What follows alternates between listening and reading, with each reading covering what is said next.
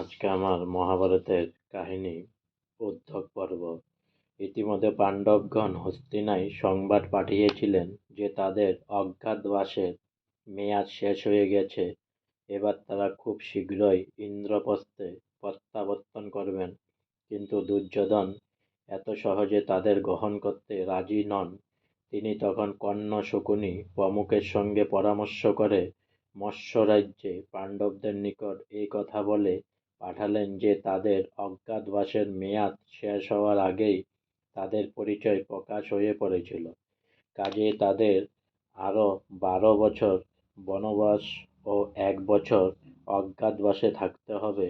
কথাটা যে সৌম্ভব মিথ্যা তা পাণ্ডবগণের অজানা রইল না।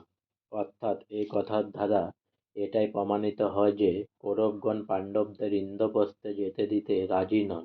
তখন পাণ্ডবগণ এই স্থির করলেন যে তাদের রাজ্য আদায় করে নেবেন।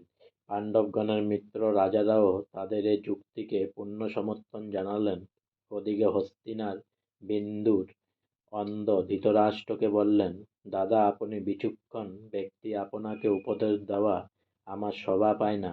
তবু বলছি, আপনি দুর্যোধনকে আদেশ করুন যে সে যেন পাণ্ডবদের ডেকে এনে তাদের রাজ্য ফিরিয়ে দেয়, নইলে যুদ্ধ অবশ্যম্ভাবী হয়ে উঠবে।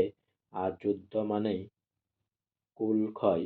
আপনি কৌরবদের এমন সর্বনাশের পথে ঠেলে দেবেন না।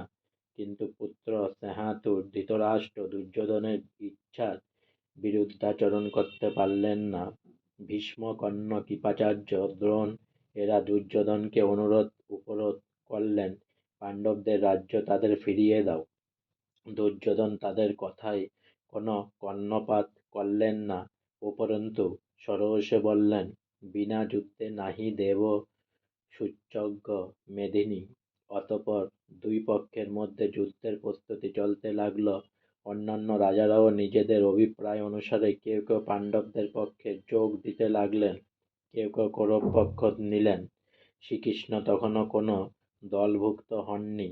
তাকে দলে পাওয়া অনেক ভরসার কথা, তাই তাকে নির্দলভুক্ত করার অভিপ্রায়ে অর্জুন যেদিন দ্বারকায় গমন করলেন, দুর্যোধনও একই দিনে রওনা হলেন দ্বারকায়। প্রথমে দুর্যোধন দ্বারকায় রাজভবনে শ্রীকৃষ্ণের শয়নকক্ষে গিয়ে উপনীত হলেন। শ্রীকৃষ্ণ তখন নিদ্রিত ছিলেন। দুর্যোধন তাই তার ঘুম ভাঙার অপেক্ষায় শিহরে দিকে বসে রইলেন। কিছুক্ষণ পরে অর্জুনও সেখানে উপস্থিত হয়ে শ্রীকৃষ্ণের পদতলে বসে রইলেন। শ্রীকৃষ্ণের ঘুম ভাঙতেই প্রথমে অর্জুনের দিকে চোখ পড়ল, তারপর তিনি শিহরে দুর্যোধনকে দেখতে পেলেন। তিনি জিজ্ঞাসা করে জানলেন এরা দুজনেই এসেছে তারা সাহায্যপ্রার্থী হয়ে। দুর্যোধন বললেন, আমি যখন আগে এসেছি তখন আপনার সাহায্য পাওয়ার ব্যাপারে আমারই অগ্রাধিকার রয়েছে, তাই নয় কি? কৃষ্ণ বললেন, তুমি আগে এসেছ বটে, কিন্তু আমি প্রথম ঘুম ভেঙে দেখেছি অর্জুনকে। কাজে তোমরা দুজনেই আমার সাহায্য পাবে। তোমাকে দেব আমার সমস্ত নারায়ণী সেনা, আর আমি নিজেই একা অর্জুনের পক্ষ নেব। তবে কথা দিচ্ছি, তোমাদের বিরুদ্ধে আমি কখনো অস্ত্র ধারণ করব না। শ্রীকৃষ্ণের এই কথায় উভয়ে সন্তুষ্ট চিত্তে প্রস্থান করলেন।